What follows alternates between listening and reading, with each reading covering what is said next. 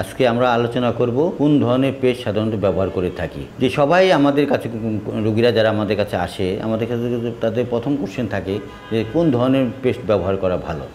তো আমরা as a dentist হিসাবে আমরা যেটা বলতে চাই, পেস্টটা এটা সবসময় আমরা স্পেসিফিক কোনো পেস্টকে আপনি বলবো না যে এই পেস্ট ভালো সেই পেস্ট খারাপ।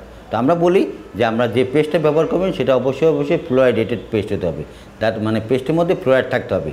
তবে এক্ষেত্রে আমরা সবচেয়ে গুরুত্বপূর্ণ যে জিনিসটা বলে থাকি সেটা হলো আপনার বলে থাকি যে আপনি 2 বেলা ব্রাশ করবেন, সকালে খাবার পরে এবং রাতে ঘুমানোর আগে।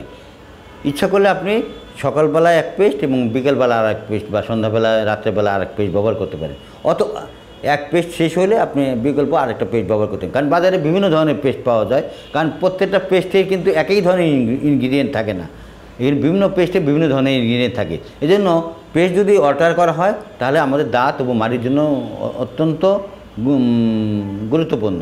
এই জন্য আমরা মানে দুইভাবে বলে থাকি যে 2 বেলা 2টা, অথবা একটা শেষ হলে আরেকটা ব্যবহার করবেন।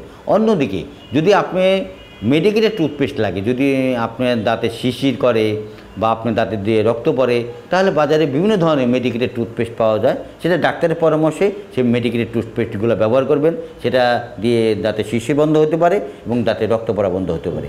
তো আমি যেটা মনে করি, যদি মেডিকেটেড টুথপেস্ট ব্যবহার করতে হয় তাহলে সেটা অবশ্যই ডাক্তারের পরামর্শ অনুযায়ী ব্যবহার করা উচিত।